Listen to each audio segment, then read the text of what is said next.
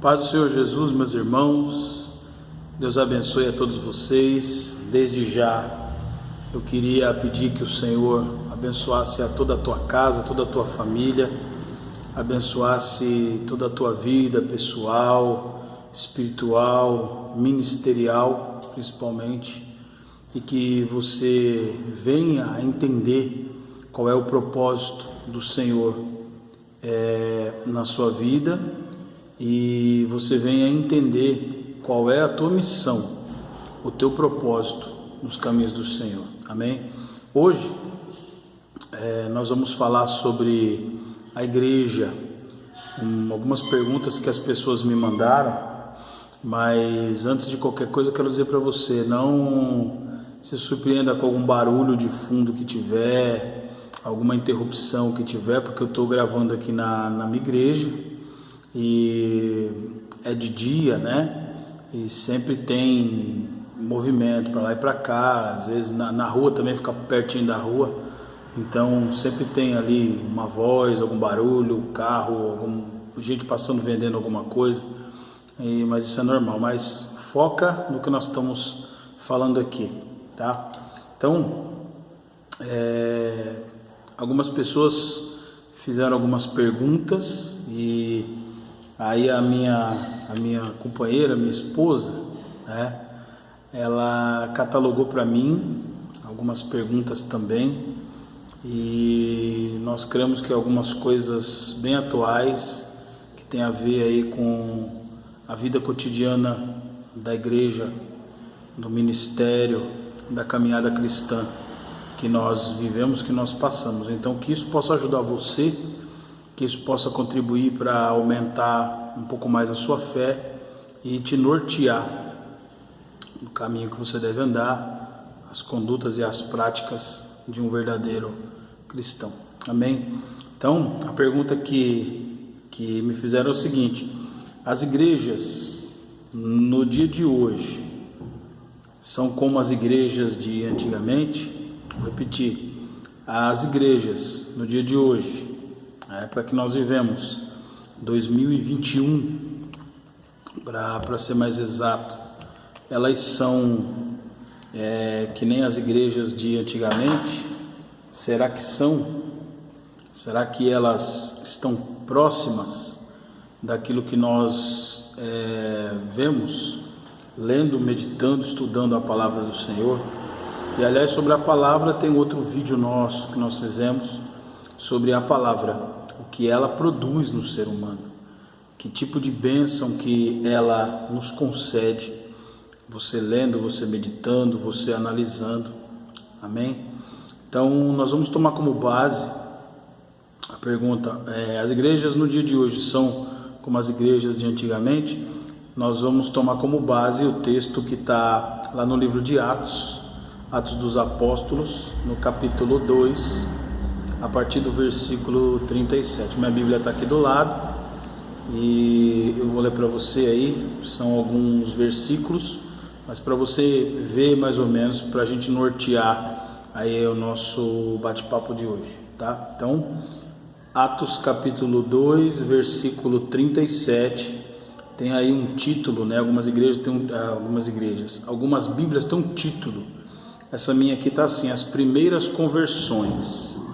Então, a igreja, ela foi, a gente sabe disso por estudar a palavra, por ver, mas a igreja, como nós temos a ideia de igreja hoje, ela deu origem após o Pentecostes, não é?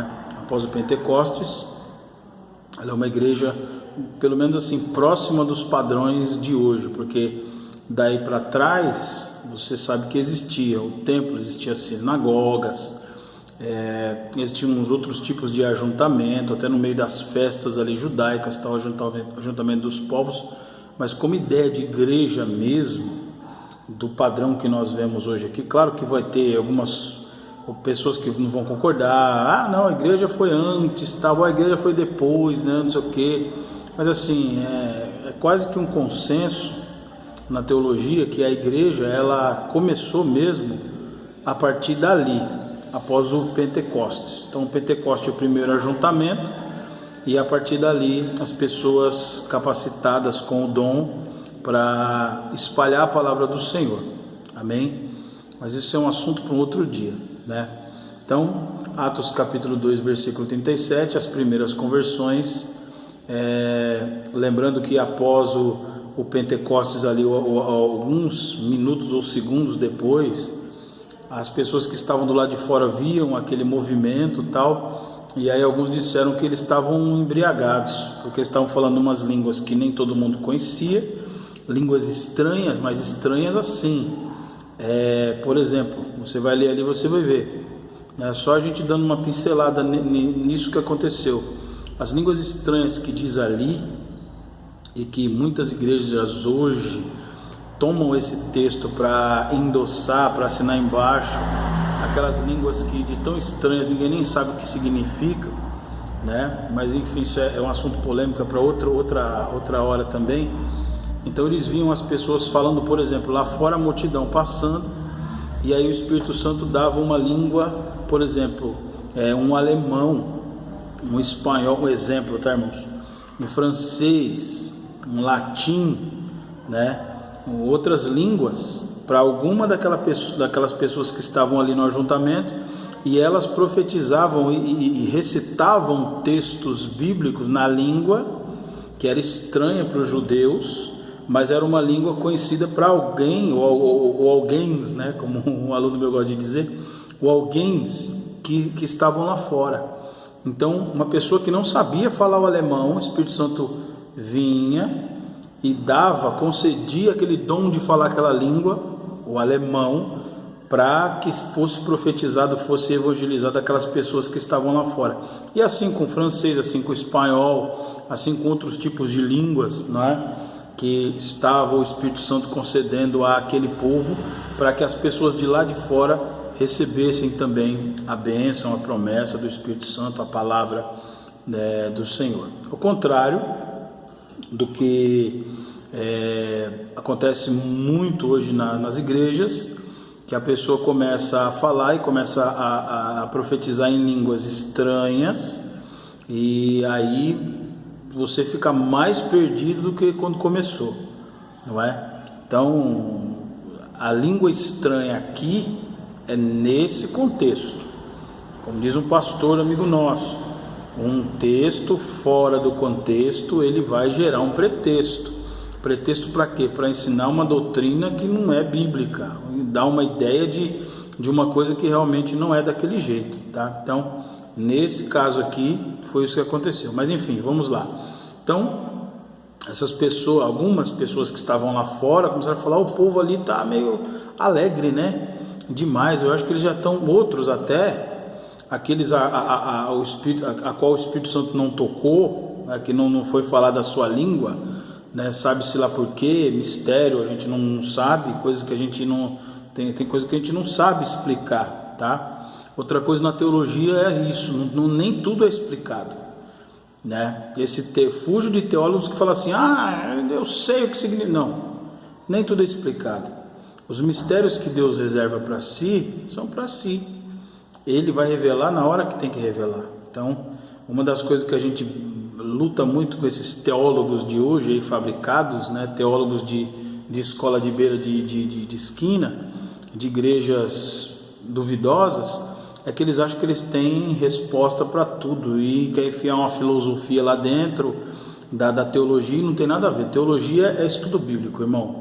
É estudo bíblico, é revelação do Senhor, e aquele estudo bíblico, aquela revelação, você vai expor para outras pessoas, outros professores, outros teólogos, outras pessoas que lidam com a Bíblia, e aquilo ali vai meio que vai apaziguar, né, aquela palavra com outros que estão ali, tal, para você não gerar aí uma doutrina esquisita, uma doutrina maluca, tá bom? Então vamos à parte que nós vamos estudar. Então, as primeiras conversões. Lembra que esse pessoal aí falou: eles estão bêbados já de manhã, falando umas coisas estranhas que a gente não está entendendo, né? Eles, os particulares ali, não estavam entendendo. E aí Pedro toma a palavra e Pedro começa a falar da promessa, começa a falar do Senhor. Pedro começa a pregar. É a famosa pregação de Pedro. Você vai ver com uma pregação, o que ela produz? Uma pregação quando ela é bíblica, quando é uma pregação que ela vem inspirada pelo Espírito Santo, uma pregação quando ela não é um miojo, sabe, que você come e não te alimenta, não te sustenta, é só passar um pano ali, né? Uma pregação quando ela é inspirada pelo Espírito Santo, quando ela vem do alto, né? Ela não é produzida na tua mente nem no teu coração, né? Essa pregação ela vai gerar conversões, ela vai gerar modificação de caráter, vai gerar modificação do interior das pessoas, e você vai ver ali o que realmente aconteceu. Uma pregação simples, né? Eu creio que Pedro não tinha um lencinho para ficar girando, eu creio que Pedro não estava com vidro de azeite na mão, eu creio que Pedro não estava ali com aquelas linguagens, né? Aleluia, glória a Deus. Não estava com aquilo ali, né? Porque isso são coisas que os pregadores aprenderam, isso não é de Deus. Isso é uma coisa que assim é copiado, isso é aprendido até em algumas escolas teológicas, irmãos, tá? Você aprende a dar uns gritos, você aprende a impostar a voz, você aprende né, um tecladinho no fundo tocando para o pregador. Irmão, isso é tudo balela, isso é tudo conversa. Eu falo mesmo preto no branco, isso é tudo palhaçada. É tudo para chamar a tua atenção, né? Para essas coisas, não para a palavra de Deus. Porque quando é a palavra de Deus, a única coisa que o Espírito Santo te pede é prega a palavra. O que vai produzir após a pregação da palavra é a cargo do Espírito Santo. Claro que você tem que ter uma base bíblica, você tem que conhecer aquilo que você está pregando, né? Você tem que saber o texto, o contexto, né? Tudo ali em volta, tal, as ligações da história que você está ali contando, né? Que o pregador nada mais é do que um contador de história, e uma história que não é sua, uma história que é bíblica, uma história que aconteceu. Você está recontando aquela história, né? E ali com a unção do Espírito Santo vira uma maravilha, né, meu irmão? Então é isso, mas enfim, deixa isso para uma outra hora, né? E aí Pedro se levanta e ele começa a falar, não é? E depois do que ele falou, da pregação, olha o que produziu no povo. Capítulo 2, versículo 37, diz assim: e ouvindo eles isto, aquele povo que estava lá ouvindo Pedro pregar, compungiram-se em seu coração, ou seja, produziu um negócio no coração, aquela pregação de Pedro. A pregação, quando vem do Espírito Santo, ela produz, irmão, arrependimento em uns, ira em outros, né? Que aí você vê se o cara está na carne, se o cara está no Espírito, se já está mais maleável ali, né? Se o Espírito Santo já moeu ele o suficiente para ele, né, receber aquela palavra, ou se ele vai se fechar, né? Então, mas esses camaradas aqui, eles se compungiram-se em seu coração, ou seja, o coração produziu alguma coisa ali dentro, no coração deles. Eles ficaram tocados com aquela pregação. E você vê que não é uma pregação estilo alguns pregadores aí, não é não, pregação pura, né? Ouvindo eles isto, compungiram-se em seu coração, produziu, e perguntaram a Pedro e aos demais apóstolos. É uma ideia de tipo assim, que você ouviu a pregação e falou: meu, estou sentindo no meu coração, não sou nada, cara, eu estou andando no caminho errado. Sabe quando você escuta isso, que a palavra bate e você fala: cara, eu estou fazendo tudo errado, meu, eu estou andando num caminho perigoso, um caminho que não está agradando a esse ser que todo mundo fala lá de cima que é Deus, o Deus mesmo que fez tudo, inclusive me fez. Eu acho que ele está triste comigo. Compungiram-se e perguntaram a Pedro. As pessoas ficam desesperadas quando a palavra produz mesmo algo dentro do ser humano. Ele fala: e agora, o que eu faço? Meu Deus, o que eu faço? Perguntaram a Pedro e aos demais apóstolos: que faremos, varões e irmãos? Lembra que eles eram do povo que estava ali fora? Já se identificaram, falaram: irmãos, que nós faremos, irmãos? Que nós faremos, irmãos? E disse-lhes Pedro, olha só, simples. E disse-lhes Pedro, arrependei-vos, e cada um de vós seja batizado em nome de Jesus Cristo, para perdão dos pecados, e recebereis o dom do Espírito Santo, porque a promessa vos diz respeito a vós, a vossos filhos e a todos os que estão longe, a tantos quantos Deus nosso Senhor chamar. Olha que coisa maravilhosa. Primeira coisa, se a tua pregação, em primeiro lugar, a primeira pancada que ela dá não é se arrependa, você está fazendo coisa errada, você está andando de forma errada.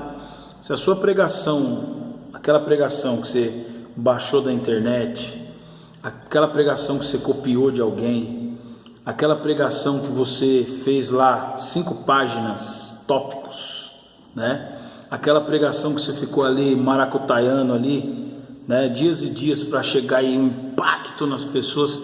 Se aquela pregação ali, ela não começa com, meu irmão, se arrependa dos seus caminhos. A gente conhece quando a pregação é do Espírito Santo, porque a primeira coisa que o Espírito Santo quer do ser humano é que ele se arrependa. É o primeiro passo. Se arrepende, meu irmão. Se arrepende. Se arrependeu? Tocou o seu coração? Você parou para pensar? Deu aquela respirada e falou, aí o Espírito Santo vai trabalhar o demais do seu coração, tá? Então, arrependei-vos, você tem que estar arrependido, e aí depois que vai vir o passo a passo na tua vida, o arrependimento depois vai gerar o passo a passo na sua vida, e cada um de vós seja batizado em nome de Jesus Cristo. Não tem como você ser batizado se você não está arrependido. A gente lembra fatos assim. Nós tínhamos um trabalho na Fundação Casa, aqui em São Paulo, histórias e histórias, irmãos, dali, nossa, meu Deus, só de lembrar, o Senhor nos guardava ali tremendamente, coisa terrível, mas coisa maravilhosa também acontecia nesse trabalho que nós fazíamos, né? Em penitenciárias também, fazendo serviço de capelania.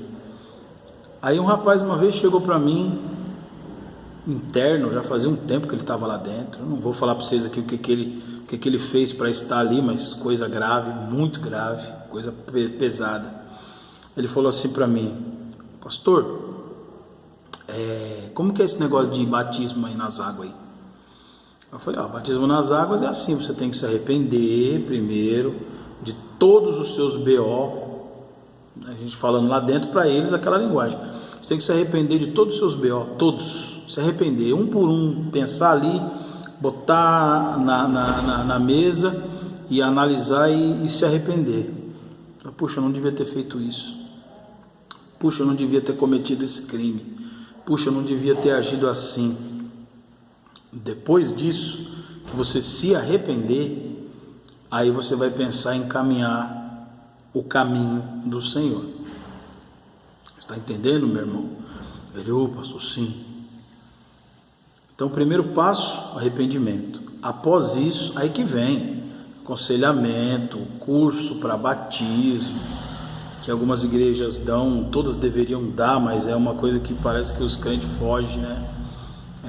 Que é o evento, mas não quer saber o que significa aquele evento, aquela coisa, né? E aí depois você vai descer as águas. Se você for de uma igreja séria, você vai conversar com o teu pastor, com a tua liderança, para falar, pastor, eu quero ser batizado, eu preciso ser batizado. E aí a igreja, o pastor vai juntar os irmãos ali que tem aquela mesma visão, mesmo pensamento, mesmo desejo de se batizar, e vão marcar o dia para fazer uma cerimônia. Irmão, cerimônia linda, o batismo nas águas, é maravilhoso, simbolicamente falando, é uma coisa tremenda, sabe? E no reino físico também é uma coisa que assim, é um marco na história, é um marco, é semelhante a um casamento. Tem a parte espiritual e tem a parte física. A parte física é a festa, os convidados, a liturgia. A parte espiritual é o que acontece ali, né? A união entre as pessoas, entre os corpos, né? Que ambos tornarão uma só carne, coisa maravilhosa. No caso do batismo, você era um pecador, andava todo sujo, suas vestes todas sujas, e agora você tomou um banho do sangue de Cristo, e agora você está purificado, mais branco que a neve, mais branco que a lã branca, como diz aí algumas músicas, né? Então é uma coisa maravilhosa, né? Mas enfim, então aí passo a passo, arrependimento em primeiro e depois. Aí parece que ele não escutou nada do que eu falei, porque na outra semana, que a gente fazia uma vez por semana, na outra semana a gente conversando de novo, ele: pastor, todo feliz, pastor, me batizei. Você batizou? E conversando com ele, a gente não via nem um sinal de arrependimento ou nem de remorso no coração dele. Falou: pastor, me batizei, desci as águas. Puxa, que legal. Falou até o nome da igreja que batizou ele, que é a igreja que chega lá quer batizar todo mundo, né? Até o carcereiro, se estiver marcando lá, cai dentro da água também. Mas assim, e para que serve aquilo ali? Desculpa estar mexendo, irmão, mas é que estou ajustando aqui, né? Para que serviu aquilo ali? Qual é o intuito daquilo? Não é explicado, não é falado.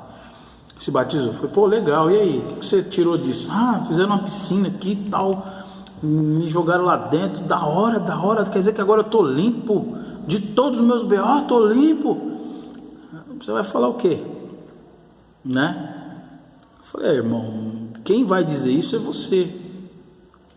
Suas atitudes a partir de agora, as suas práticas a partir de agora que vão determinar, né, se esse batismo aí você realmente entendeu ou não. E aí beleza, a gente foi seguindo. Na outra semana ele: pô, pastor, da hora, me batizei de novo. Falei: opa, peraí, mas você já não tinha batizado? Já? Batizou de novo?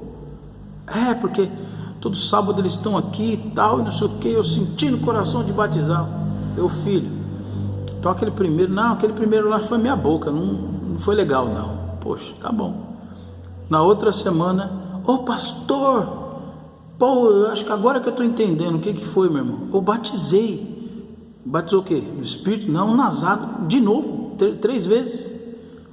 Ele: porque agora eu acho que eu compreendi realmente o que é o batismo. Eu fiquei limpo agora eu estou limpo, agora eu tô sarado, estou curado. Agora eu falei: tá, irmão, mas e aí? Você está sarado, você está curado do quê?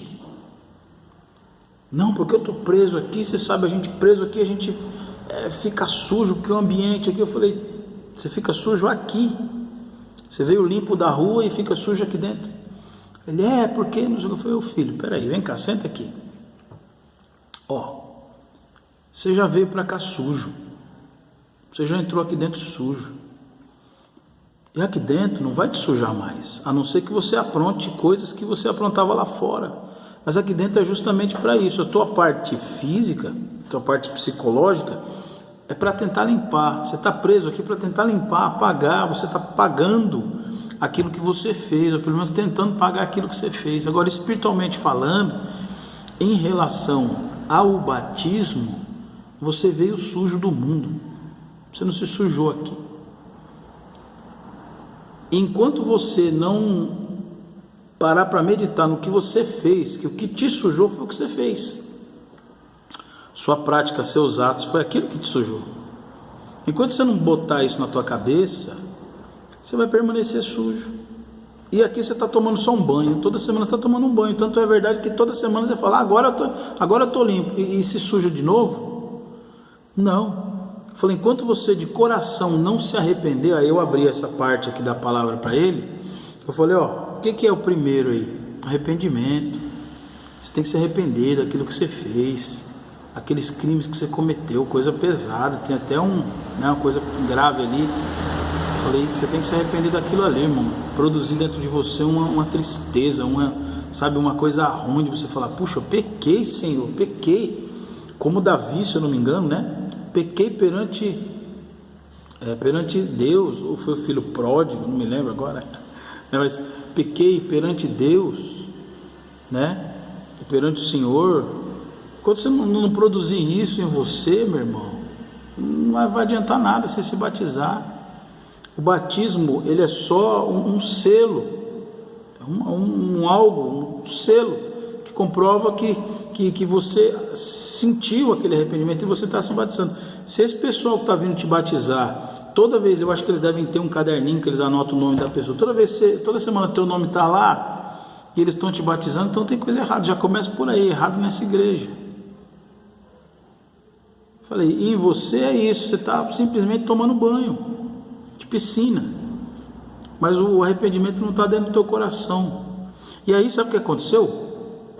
A gente toda semana fazia um trabalho lá, e eu vi aquele menino acuado, aquele menino triste, aquele menino, sabe, quando a gente chegava, ele, pastor, e abraçava a gente, tal, pastor, eu vi ele acuado, ele olhava pra gente assim, meio com vergonha já, sabe, meio assim, puxa, eu tô, sei lá, fazendo papel de bobo. Aí até que uma vez ele chegou pra mim e falou assim, eu tenho que mudar de vida, né? Eu falei, realmente, você tem que mudar de vida, meu irmão. Ele, quando eu sair daqui, eu vou dar um rumo na minha vida aí, vou dar uma sequência, eu vou ver o que eu faço da minha vida, eu vou ver. Aí a primeira vez ele falou sobre as vítimas do que ele tinha cometido, você vê a diferença? Primeira vez ele falou sobre as vítimas. Eu vou ver aí, eu consigo aí reparar as coisas que eu cometi e tal, será que Deus ainda gosta de mim ainda, pastor? Eu falei, meu irmão, Deus não gosta de ninguém. Deus não gosta de ninguém. Tira isso da cabeça. Deus ama. Gostar é muito pequeno. Deus ama. Desculpa o valor aqui, tá, irmão? O som, tá? É que o valor é alto mesmo. Os caras estão vendendo botijão de gás. Então você imagina quanto é, né? Então, enfim. E ele falou, será mesmo? Eu falei, sim, Deus ama. Deus ama a todos, porque Ele fez a gente, nós somos dele, então Ele ama. Eu falei, uma hora que você estiver aí de boa aí, sozinho, a hora que fechar as celas aí, para apagar tudo, experimenta conversar com Ele, não precisa falar, em pensamento, experimenta conversar com Ele, chama Ele para a tua vida, para trocar uma ideia. Eu falei assim, para trocar uma ideia, você e Jesus. Ele falou, mas será que Ele vai falar comigo? Vai sim, meu irmão, vai falar contigo.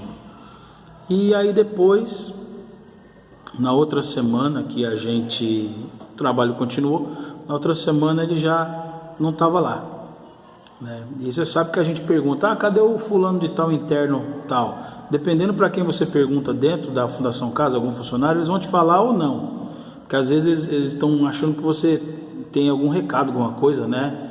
Você vai pegar e rastrear onde a pessoa está. Então assim, essa pessoa que nós perguntamos, foi até uma irmã que perguntou, cadê o menino? Ele falou assim, o menino foi para outra unidade aí, tal, mas assim, né, daquele jeito, respondendo meio com perguntas, respostas assim meio atravessada, né? Então assim, isso produziu nele alguma coisa, né? Isso é tão simples, é simplesmente a palavra, é tão simples, né? Não precisou gritar na orelha dele, não precisou dar um sermão, não precisou cuspir nele, não precisou chacoalhar ele, não precisou dar um banho nele de óleo, não precisou nada disso, só a palavra, só abre a palavra, leia e fala para a pessoa. Quem vai produzir na pessoa é o Espírito Santo, não é a gente, amém? Então, cada um de vós seja batizado em nome de Jesus Cristo para perdão dos pecados e recebereis o dom do Espírito Santo, porque a promessa vos diz respeito a vós, é para todo mundo, para vós, a vossos filhos e a todos os que estão longe. A promessa de Deus, ou as promessas de Deus, são para todos nós, é para mim, é para você, é para o meu filho, é para o seu filho, para aquele parente seu, para aquele familiar seu que você acha que não vai dar para ele, que é ruim demais, que está destruído demais. Não, é para todo mundo, a promessa é para todos, só basta você querer receber, né? A promessa e pronto, né? A todos quantos Deus nosso Senhor chamar. E com muitas outras palavras isto testificava e os exortava dizendo, salvai-vos dessa geração perversa. Você vê? Olha lá, ele pregou, eles sentiram no coração, eles perguntaram, o que a gente deve fazer? Arrependei-vos, cada um, se arrepende do teu pecado, né? E outra coisa, salvai-vos dessa geração perversa, naquela época, imagina hoje. Né? Então, o conselho que nós devemos dar para as pessoas que estão começando agora, ó, se arrependa e não fica mais andando com esse povo aí, essa geração maldita, essa geração perversa. Não ande mais com eles, sai fora, siga uma vida de santidade, uma vida de santificação. Comece a andar agora com pessoas que você sabe que são do bem, tá? Esse papo de que Jesus andava com não sei o que, Jesus andava. E quem é líder e preparado que vai andar com essas pessoas para poder resgatá-las do pecado. Não a pessoa ir para onde eles vivem e a pessoa também ficar ali dentro, fazendo o que a pessoa faz, de jeito nenhum. Não, nós vamos resgatá-los. Mas quem é os líderes que tem uma bagagem, que tem um estudo, que tem um conhecimento, que tem a unção para aquilo, porque sabem que não vão ser contaminados com aquele meio. Agora, esse papo, não, pode ir não sei o que e tal. Meu irmão, não é assim não, a coisa não é bagunçada desse jeito, não funciona assim. Você vê aqui, vai ler esse trecho inteiro que nós estamos lendo para você, né? Salvai-vos dessa geração perversa, de sorte que foram batizados os que de bom grado receberam a sua palavra, e naquele dia agregaram-se quase 3.000 pessoas. Pentecostes, o Espírito Santo desceu sobre o povo, concedeu a eles as línguas estranhas, para que aquele povo lá de fora, que cada um tinha uma nacionalidade, eles ouvissem a palavra sendo pregada por aqueles que o Espírito Santo concedeu, o alemão, o espanhol, o francês, o inglês, tá? O português, sabe-se lá, né? Que línguas que naquela época tinham, né? Estou dando só um exemplo para você entender. E aquelas pessoas ouviam na sua própria língua natal a palavra sendo pregada, ou eles citando os versículos, textos bíblicos, né? Ou as mensagens que Deus queria passar para eles na sua própria língua natal. Olha que coisa maravilhosa, né? E depois disso, Pedro se levanta, depois ele vai pregar, ele vai falar sobre tudo aquilo que está acontecendo, tal, sobre Jesus Cristo, sobre a salvação, tal. E aí, aquele povo que estava ouvindo, lembra que nós falamos que a palavra produz no coração da pessoa um algo? Pois é, sabe quantas pessoas que a palavra tocou naquele dia se renderam aos pés do Senhor Jesus? A Bíblia diz quase 3.000 pessoas. Quase 3.000 almas, quase 3.000 irmãos começaram a caminhada cristã naquele dia, né? E aí é interessante, o versículo 22, e essas 3.000 almas, junto com aquele povo que estava ali, junto com os discípulos, junto com você viu que eu falei que a igreja começou ali, transformou-se numa igreja, e aí sim, ó, igreja é isso, versículo 42, e perseveravam na doutrina dos apóstolos, ou seja, todo esse povo que se converteu, o que eles seguiam? A doutrina, a palavra dos apóstolos. O que esse povo que se converteu seguia?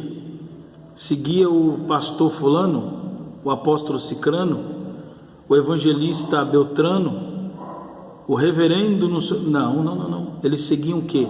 A doutrina dos apóstolos, que nada mais é do que a palavra do Senhor. É isso que tem que basear o seu caminhar. É isso que tem que basear o sentido da tua vida. É isso que tem que basear.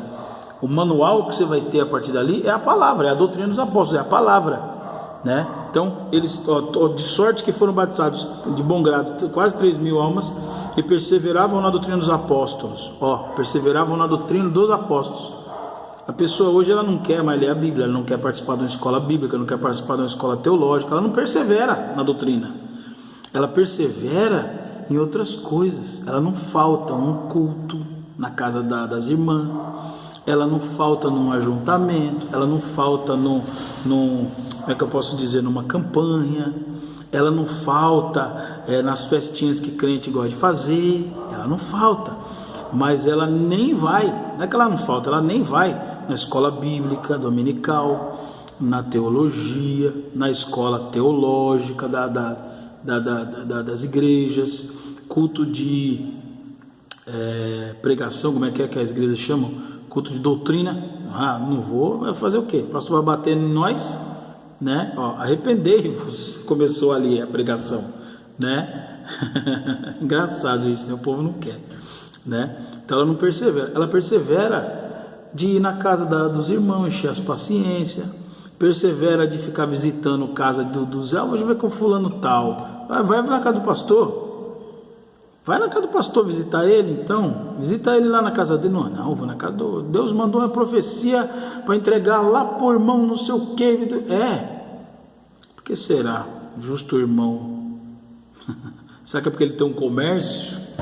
Né? Será que é porque lá tem comida boa? Irmão, vigia.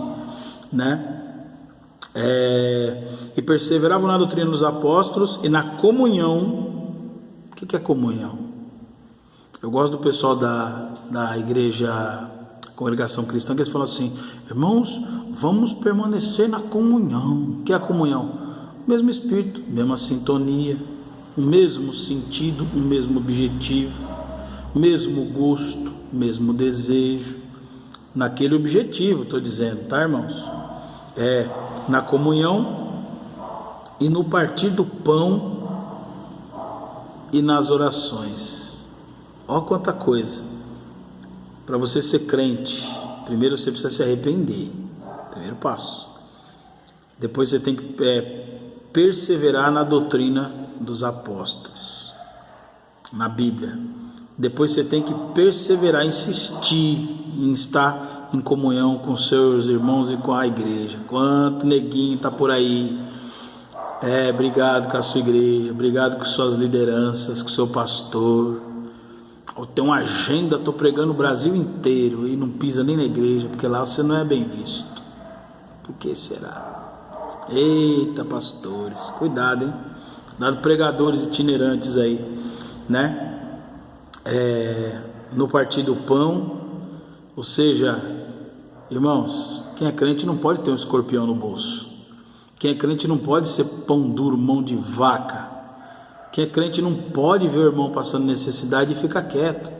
Quem é crente não pode ficar vendo a sua igreja caindo nos pedaços e fica por isso mesmo. Quem é crente não pode ver a igreja do Senhor passando necessidade e não está nem aí. O cara vai no banheiro, não tem papel higiênico, o cara taca o pau na igreja, mas não compra um pacote de papel higiênico, gastar ali 15 conto para pôr um papelzinho higiênico ali, um sabonetinho para lavar a mão, uma toalhinha, um espelho, né? A igreja que a gente vai aí, pelo amor de Deus, irmãos, tem de tudo, mas não tem um espelhinho, né? Para os irmãos ali ver se limpando a boca não ficou um papel higiênico ali, né? Limpando suor, né? Não ficou ali grudado alguma coisa. Não tem. Aí você também nem se incomoda, sai tacando pau, né? Mas não se incomoda e fala: tá aqui, ó, instala lá, cuidado, né? Olha lá. Casa de ferreiro, espeto de pau, né? Que diz, né? Pois no partir do pão e nas orações. Oração, então, a gente na teologia tem você sabe que falando de oração, a gente lembra logo de círculo de oração nas igrejas, né? E eu já quero te adiantar que é uma coisa que está acabando. O círculo de oração das igrejas está acabando, está com os dias contados. Sabe por quê? Porque os irmãos não querem mais perseverar em oração. Eles querem perseverar em música, perseverar em cantoria, perseverar em ensaio de gestos. Elas querem perseverar em dancinhas de efeito, rodopios, passinhos, roupinhas coloridas e chapeuzinho na cabeça. Querem perseverar nisso, que é mais gostoso do que você perseverar meia hora, 40 minutos, 1 hora, 2 horas de joelho no chão, com os propósitos para orar pela igreja e pelos irmãos da comunidade. Você percebe como que o inimigo vai colocando coisas dentro da igreja, substituindo um monte de coisa, e está tudo certo e a gente cai que nem patinha. É difícil, é complicado, mas é isso, né? Então, perseverar em oração, não, é chato. Eu quero perseverar em coreografia, eu quero perseverar em hinos de efeito, sabe aqueles hinos que todo vai cantar e a igreja, aliás, eu estava até vindo para cá, eu estava pensando, falei assim, meu, você já viu umas coisas assim? Se a tua igreja é assim, me perdoa, meu irmão, mas isso é antibíblico. Culto tem 1h30, 2 horas. E aí sabe o que acontece? Começa o culto, uma música, 2, 3, 4, 5, só no começo do culto. Cadê a oração?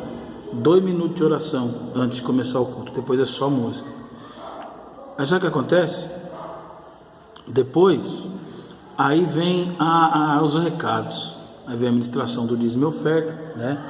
Depois vem a palavra, um culto de 1h30, dão 20 minutos para uma palavra, às vezes 25 minutos para uma palavra, quando muito 30 minutos para uma palavra, e às vezes a gente quer trazer uma coisa mais de substância, vamos dizer assim, uma coisa mais, um alimento mais sólido, mais pesado para a igreja, não pode, né? Porque o relógio não espera mais, né? E crente hoje também é impaciente, que nem o mundo. Os crentes são impacientes, passou 10 minutos, o culto já está todo mundo te olhando feio, te amaldiçoando, falando que vai fazer uma campanha para você, né? Então aí vai. Aí sabe o que acontece? Aquele culto, irmão, na hora do louvor, aquela alegria, aquela algazarra. Na hora da palavra e da administração da oferta, a igreja parece um cemitério, né? Aí na hora dos recados, cemitério. Aí fica todo mundo esperando o final do culto, que é aquela hora que eles vão botar aquele hino, sabe? Aquele hino, com aquela cantora, ou com aquele cantor. Aí neguinho já tira os pandeiros debaixo dos bancos. Aí neguinho já começa a pegar, não sei como é que é o nome daqueles negócios que parece um meio pandeiro, das paredes, já, todo mundo já... Aí quando começa a música, aí a igreja vira uma bagunça. Alegria, é algazarra, aí vem as línguas estranhas, aí vem os rodopios, vem as pessoas plantando bananeira, aí é onde vem as profecias, quer dizer, e o culto inteiro. Aí fica só esperando a hora, parece aquelas baladas que a gente ia quando a gente era do mundo, não sei se você lembra disso. Quem for dessa época vai lembrar, né? Irmão, estamos sendo sinceros aqui. Isso aqui não é conversa para criança, né? Isso aqui é coisa para gente de equilíbrio, gente que tem uma mente, já não tem 2 neurônios, o TikTok, né? Ou o tic-tac, antigamente era tic-tac, agora é 2 neurônios, TikTok, né? Não é para isso, né? Opa, quase cai aqui, né? Não é para isso. Vamos ser sinceros, na época que a gente era do mundão, você tava ali curtindo tal, né? Não sei o que, papapá, pra todo mundo ficar esperando qual? Aquela música, aquela famosa, aquela do momento. Quando tocava aquela música, todo mundo se acabava. Ou então quem é um pouco mais antigo, né? Pelo menos os homens, né? Que é um pouco mais antigo, vai lembrar, né? A gente ficava esperando a hora da música lenta. As ideias da gente, complicado, né? A hora da música lenta. Que aí tinha aquela irmãzinha, a gente não era crente, né, irmão? Isso aí não tem, mas tem nas igrejas hoje isso aí, viu? Você tá falando que, irmão é da carne, não, mas tem nas igrejas hoje, eu te provo, te dou até endereço pra você ir lá, né? Aí botava aquela música lenta, aí você tava de olho naquela menininha, né? Época de escola, né, lembra? Aí você falava, agora é minha hora. Aí você ia lá, conseguia que a menina aceitasse dançar com você, aí você, nossa, que coisa maravilhosa, era o auge, era o apogeu daquele bailinho, né? Pois é, me parece que nas igrejas que tem isso também, sabe? Tem um auge, tem a hora né, da alta, é a hora daquele hino que a irmã vai se esgoelar, vai quebrar todos os vidros da igreja com a voz, e o irmão vai dar aqueles gritos, aqueles urros de urso, com o dedo com um prego que ele pisou. Você entendeu? Então é isso. Não tem nada disso aqui. Na palavra aqui que a gente está lendo, não tem nada disso. Eu digo aqui, mas nem saiu, né? A palavra aqui, ó, né? A palavra. Não tem nada disso aqui. Não tem nada disso aqui. Que é palavra pura, palavra simples. Amém? Então, a perseverança na doutrina, na comunhão, no partir do pão e nas orações. E em toda a alma, olha que coisa interessante, e em toda a alma havia temor. Temor não é você ter medo. Temor é um medo, um pavor com respeito. É isso? Você pode ter outras definições, mas quando eu falo assim, o temor, que era aquele temor do pai, quando seu pai chegar, eu vou falar para ele que você aprontou. Você lembra disso, meu irmão, minha irmã? Quando teu pai chegar, eu vou falar para ele, vou falar para ele. Você já tinha o quê? Você tremia que nem vara verde, suas pernas viravam manteiga, seu coração ficava acelerado até a hora do teu pai bater a chave no portão. Você suava que nem cuscuz, só de olhar pro relógio e falar, vixe. Ou então, que nem na minha época, uma coisa engraçada, né, que tinha, né?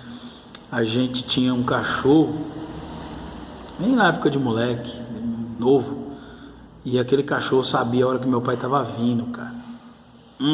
Pensa num trem brabo. O cachorro começava a ficar inquieto, eu começava a uivar, e aí eu olhava para ele e falava, ai meu caramba, e eu sabia como era uma surra do meu pai, minha irmã, como era uma surra da minha mãe. Eu sabia como era, o negócio era estreito na terra, meu irmão, a coisa era braba. Aí a mãe falava, teu pai chegar, você vai ver. E não era que nem hoje. Você aprontou? Mamãe pega o celularzinho, manda uma mensagenzinha pro seu papaizinho, e ele vai ali moendo aquela arte que você fez, vai moendo,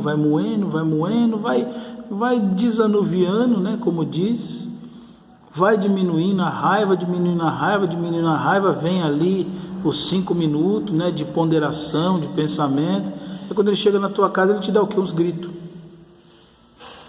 Agora pensa a pessoa chegar em casa cansada, com outro tipo de história na cabeça, com outro tipo de problema na cabeça, doido para sentar no seu sofá e dar uma cochilada, uma descansada, sua jantinha, lembra disso? Esse que é antigo aí, que nem eu, lembra disso? Sua jantinha, aí vem a sua mãe e fala, vem cá, sabe o seu filho aprontou, sabe o que? Isso.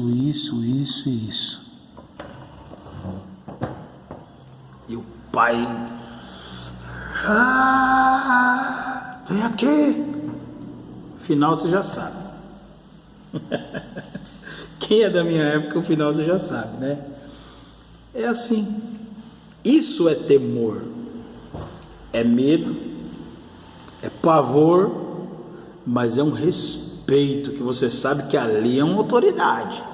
Não que a mãe não seja, mas a mãe você está com ela ali direto. Às vezes minha mãe me pegava e me dava uma surra, mas eu ficava com medo era da surra do meu pai, porque ali eu falava, eita, pensa na autoridade, a autoridade chegando aí, né? Então é isso, é o temor.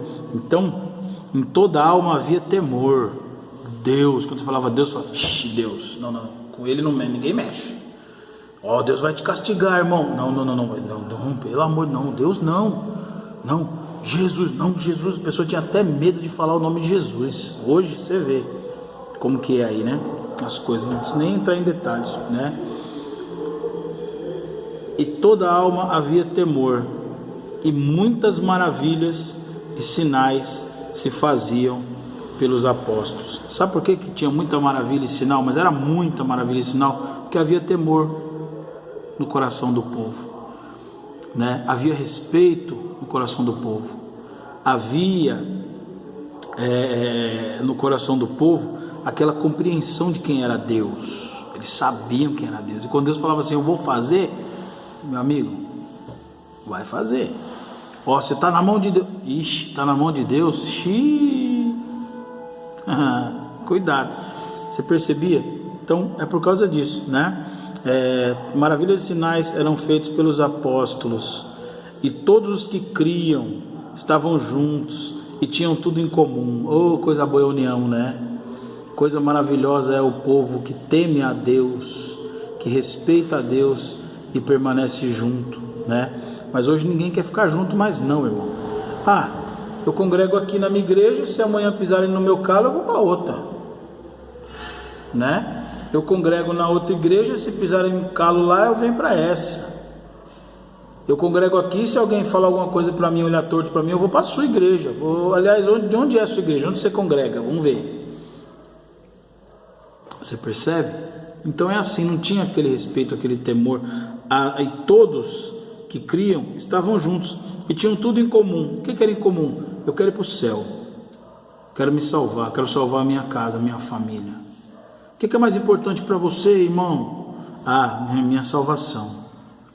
É o meu bem-estar de alma. Sabe, de alma? Saber que eu estou bem com Deus, porque eu tenho medo dele, eu temo ele, eu tenho respeito por ele, eu sei quem ele é.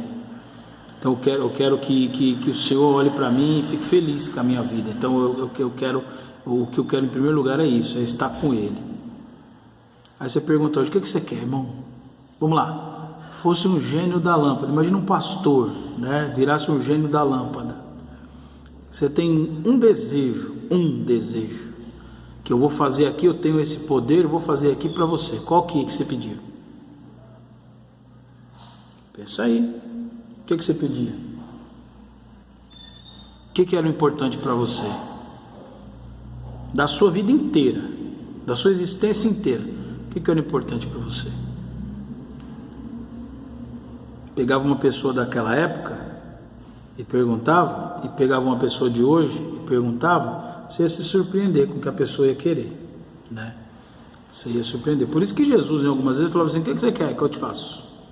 Ele olhava na cabeça da pessoa, lá dentro do cérebro da pessoa, e falava assim, o que você quer que eu te faça? Você tem tanta coisa na sua mente aí, você tem tanta coisa na tua cabeça, que misturou tudo, você já não sabe o que é o que, mas tem uma coisa só que se você pedir, eu resolvo todas as outras ali de brinde.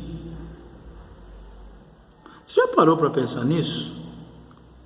O que você quer que o Senhor te faça? Realmente, o que você quer? Para pensar.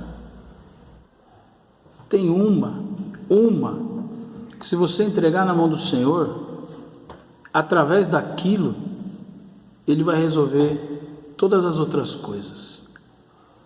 Então, saiba pedir. Analise o que você precisa realmente. Pense bem. E entregue na mão do Senhor. E Ele tudo fará. Amém? Vamos seguir. Esse vídeo está ficando um pouco longo, mas é por uma boa causa, né?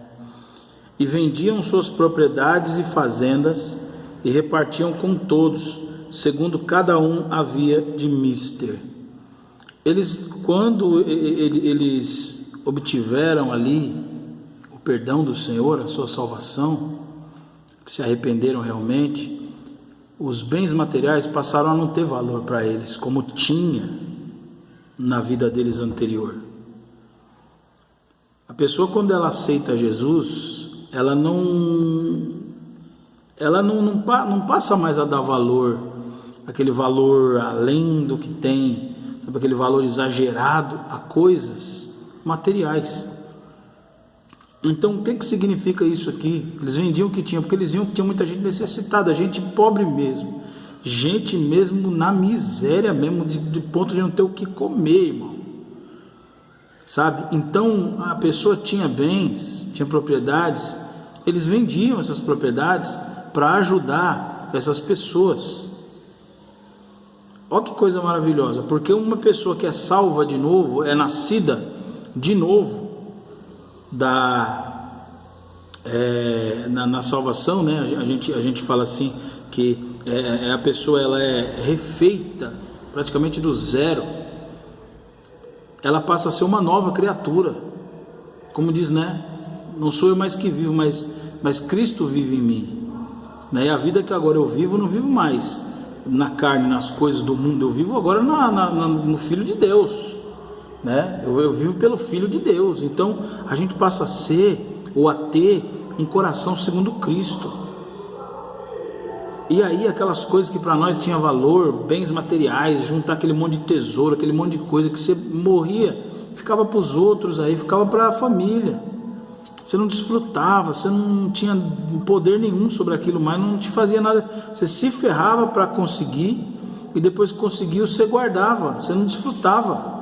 É como você comprar um relógio de $5.000 e aí você se ferrar, deixar de comer, deixar de se divertir, deixar de ir nos lugares que você sempre frequentou, que você gosta, os bons lugares, comer as boas comidas, até a vida gostosa que você sempre teve, para comprar aquele raio daquele relógio, ou aquele bem, ou aquela coisa, aquele objeto. E aí depois que você conseguiu, você botar ele num cofre, 7 chaves, e não vou usar, vai ficar aqui guardado. Para quê, irmão? Não tem sentido. Então eles vendiam o que eles tinham e repartiam para que todos tivessem condição de ter uma vida, pelo menos uma vida sem dificuldade, sem necessidade, mesmo que fosse de alimento. E hoje nós vemos nas nossas igrejas, dá uma olhada aí, passeia pela tua igreja, sua igreja é pequena, média ou grande, dá uma olhada, você sabe disso. Tem aqueles irmãos que têm condição, tem carro, vem de carro, tem uma boa roupa, tem um bom calçado, tem dinheiro. Você sabe quando a hora do dízimo e oferta, eles vão lá, pegam o envelope, põem o dízimo dele, põem a oferta dele. Mas você sabe, você conhece que tem gente que vem para a igreja sempre com o mesmo sapato, sempre com a mesma roupa, sempre com o mesmo vestido. Você sabe que tem gente na igreja que sempre vem com o mesmo tipo de roupa, é igual. E você acha que ela não tem vergonha de repetir aquelas roupas? Tem vergonha, assim, aquelas irmãzinhas que sempre vêm com aquele vestidinho, sabe? E tá ali, porque não tem condição. E aí, quando tem alguma coisa de comida na igreja, eles são os primeiros a chegar, porque é o dia que eles vão ter uma comida diferente. A gente às vezes critica, né, essas pessoas, fala, quando tem comida, fulano é o primeiro a chegar. Sim, porque é a única oportunidade que eles têm, às vezes, de levar um pouco de comida para os seus filhos, para o seu marido, comer uma coisinha diferente. Você está entendendo que a coisa é muito mais além do que a gente imagina? Não é só dar glória a Deus, não é só sapatear, plantar bananeira, reteté, grupo de gesto, não é só cantar, pegar o microfone e ficar cantando bonito, não, é muito além. Você sabia que tem pessoas que não têm dinheiro para comprar o seu remédio, aquele remédio que você tem que tomar todo dia? Tem pessoas que não têm dinheiro para comprar esse remédio e o posto não dá. A pessoa tem que se virar, tirar o dinheiro do pão, do leite, o dinheiro do arroz, do feijão, da mistura, do ovo, para poder comprar aquele remédio. Às vezes para seu filho, sua filha, para sua esposa, para o seu esposo, para sua mãe, para o seu pai, para o seu tio, às vezes a pessoa que mora com você. Você está entendendo como que a coisa é? E a gente não olha isso. A gente vem para a igreja, o horário começou, a gente já chega atrasado na igreja, né? Que isso é um problema que eu já falei. Chega atrasado e fica pilhado já, não repara no andar dos irmãos da igreja. Não estou falando para reparar no cabelo da irmã, no coque da outra, no lacinho, no reloginho, no perfume. Não, estou falando de coisa séria, coisa para valer. Então aquele povo ali, daquela igreja ali, que é a igreja verdadeira que a gente fala, eles tinham tudo em comum, eles vendiam as propriedades, o dinheiro que eles tinham e tal, repartiam entre os irmãos para que todos eles tivessem o mesmo patamar de vida, sabe?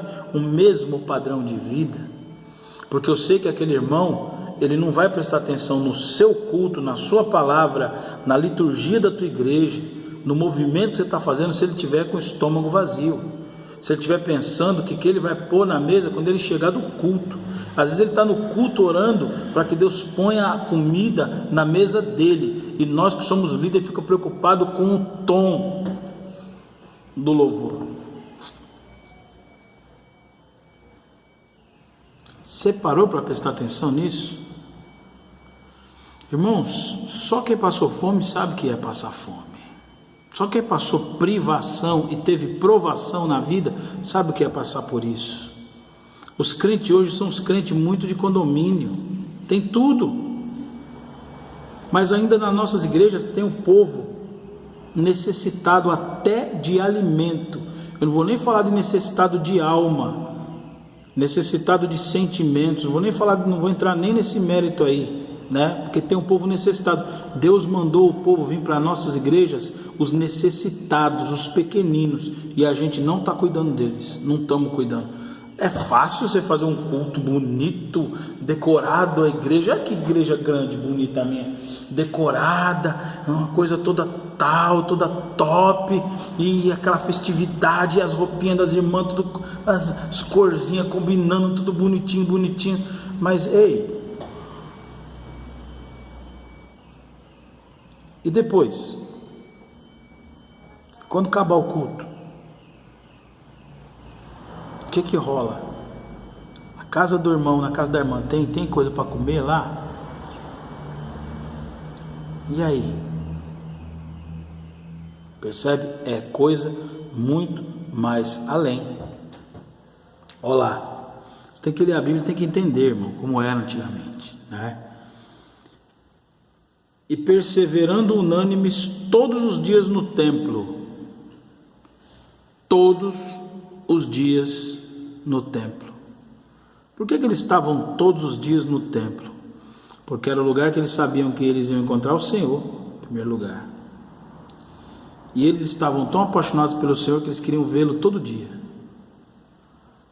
Segunda coisa, era no templo que eles tinham a oportunidade de encontrar os irmãos, que a vida deles a partir dali girava em torno da vida dos irmãos, que cada um tinha agora um irmãozinho como se fosse seu filho.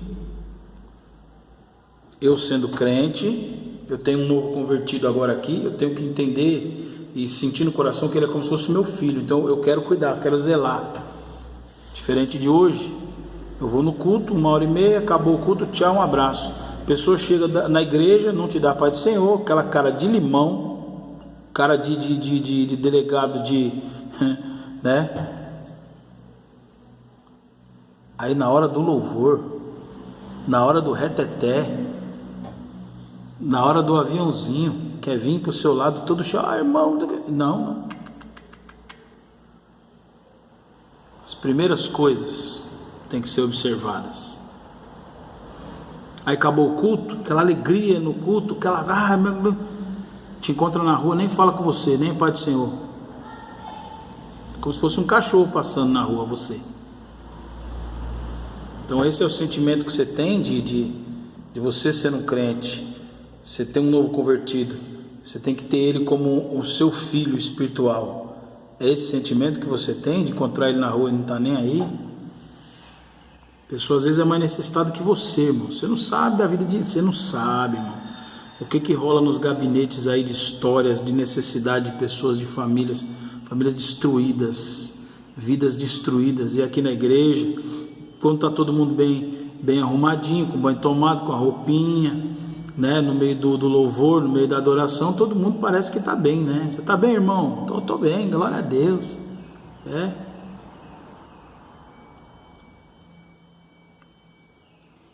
E perseverando unânimes todos os dias no templo e partindo pão em casa, comiam juntos com alegria e singeleza de coração. União, até em casa unidos, né? União, irmãos, união, perseverança, louvando a Deus e caindo na graça de todo o povo, e todos os dias acrescentava o Senhor à igreja aqueles que se haviam de salvar.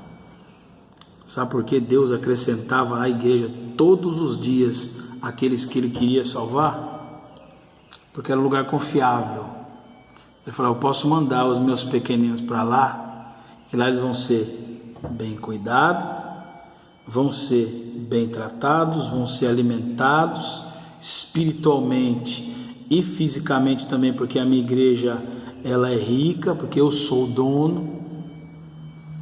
Cesta básica, a gente não consegue juntar uma cesta básica? Você não consegue juntar aí uma sacola de roupa, uma sacola de fralda, um leite? Você não consegue juntar isso para criança, para idoso? Você não consegue juntar um dinheiro para comprar um remédio para uma pessoa da tua igreja que necessita de remédio? Você não consegue juntar um dinheiro para você abençoar um irmão que não está conseguindo, está todo problemático, todo enrolado, que não tem comida, não tem, você não consegue ajudar o irmão de forma nenhuma. Um tempo desse aí, a gente na nossa igreja estava fazendo reforma na casa dos irmãos. A gente arrecadava dinheiro para reformar a casa de uns irmãos. Mas não é reformar a casa porque eu quero agora uma piscina, eu quero um jardim, eu quero um conceito aberto, não. Casa caindo, irmão, chuva dentro de casa, infiltração, casa mofada, um banheiro que era só o buraco.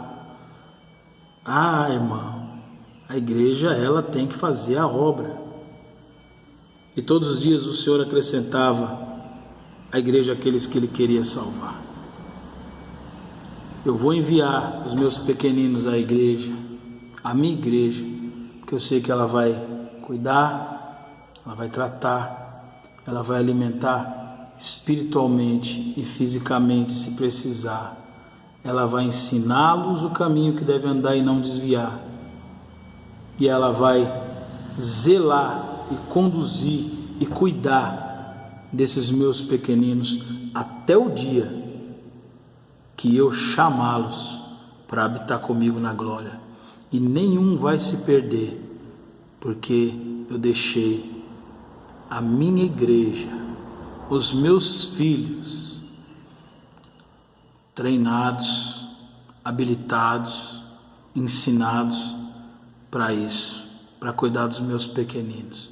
Irmãos, Deus te abençoe, que o Senhor possa mudar essa tua mente de crente, essa tua cabeça de crente, possa fazer realmente você se preocupar com aquilo que interessa, que são pessoas. A igreja, ela tem uma estrutura, ela tem um lugar físico, mas essa estrutura, esse lugar físico é para abençoar você, a sua comunidade, os pequeninos que o Senhor mandar. Pensa nisso e seja um crente diferente. Não fica dando valor para outras coisas, não. Dê valor realmente para o que interessa. Amém? Deus abençoe você, Deus vos guarde em Cristo Jesus a cada dia. E a igreja, ela é uma igreja vitoriosa quando ela sabe quem é o dono. Deus abençoe. Até mais.